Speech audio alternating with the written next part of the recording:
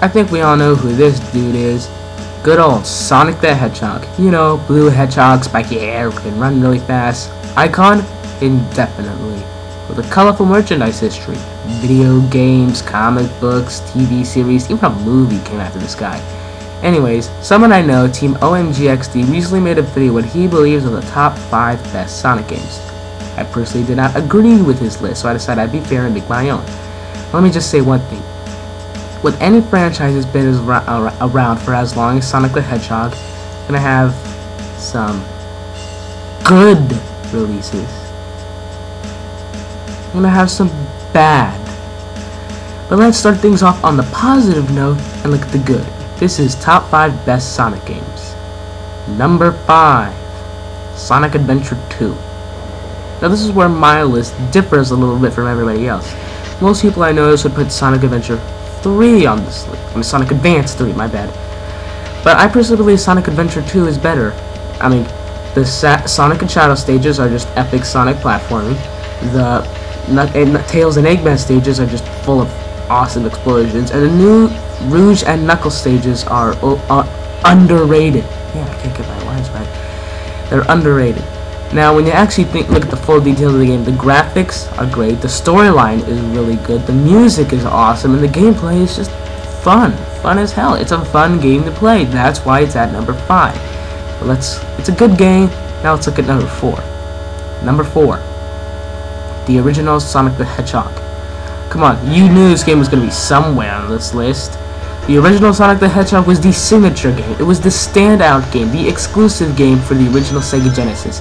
It was, you know, that game that everybody owned in their collection. It was one of those games where if you don't have it, you don't own a Genesis. First of all, the graphics were great, and the attention to detail was excellent. It had moving backgrounds. And on top of that, it was one of the first platformers that actually allowed you to go back to the left. On top of that, it was fast, awesome speed. The controls were fluent.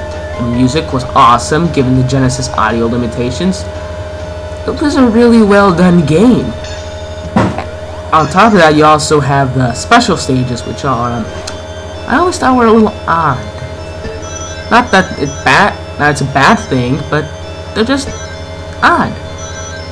But then again, we're talking about a video game where the plot is that there's a blue hedgehog that can run really fast that has to stop a mad scientist with a name and a mustache bigger than his actual physical head, and is trying to collect...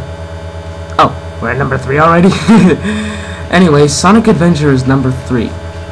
Anyways, this game was also very good, just like Sonic Adventure, with the same good qualities. And on top of that, it's already one of the most popular and well-known games on the planet Earth. I don't even really have to, talk about it, because when you see people say good things about this game, you automatically know why, especially if you've actually played the game. Now think of everything I said about Sonic Adventure 2, and just, remove the different variations of stages a little bit. Number 2, Sonic and Knuckles. Now, if you own the Sonic & Knuckles cartridge, you know why this game is so popular and so important. Think of it this way. Sonic & Knuckles, that was its own game. Sonic 2, that was its own game. And Sonic 3 was its own game. But if you combine any of those with Sonic & Knuckles, you get an epic adventure. You can connect to and explore each of those games as Knuckles. Explore areas that you previously couldn't reach. Think of it this way. 3 games in 1 extras. And if that's a little too complicated for you to understand, think of it this way. It's like DLC, except way more expensive. I mean, how much is DLC? Like $10? $15? So it's about 5 times more expensive, because it's also a full game. Now let's look at the game in its own right. I mean, the graphics are much better. I mean, Sonic looks a little bit on the 3D side.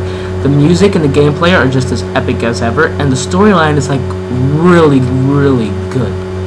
I mean, really good. Now, there's also the special stages, which you see here, which are also very good. I mean, yeah, they were 3D like Sonic 2, and they were a rehash of Sonic 3, but is that a bad thing? Isn't the whole point of a franchise to include all the elements of the previous games while adding new elements on top of that? Because, you can't change it in a franchise. Because it's bad. Really bad. So, if you're complaining about that they're in here, well, I say pity to you and stick up with it. Now, we're gonna move on to number 1. Come on, you knew it was gonna be in here. You knew it, I knew it, we all knew it. Animated, you knew it was gonna be in here. Don't act surprised. I know that's what you're trying to do, but no, it's gonna be here. Sonic CD, just awesome, amazing. First of all, listen to this. Yeah, that's what CD quality audio. That's what CD does to you. Then there's the infamous Sonic Boom music video that everybody likes. That was the main demo of the game. Then you have the gameplay.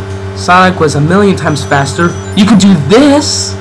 Yeah, and guess what else? That's the only time in the whole game that happens. Yeah, Sonic was 1,000,000 times faster. I mean, just look at this. It was so colorful. The stages were so vibrant. The special stages were like a good version of Sonic R. Yeah, pretty cool, huh? Just the whole game was basically just run around blowing shit up. Pretty awesome.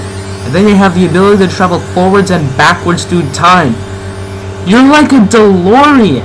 How awesome is that? Now, this is a very, very important aspect of the game, for you have to travel to the correct time period and do certain tasks at each level in order to get the good ending. If you complete the game without doing each and every one, you'll get just the bad ending, or the ending. Now, we talked about all the good Sonic games. Joint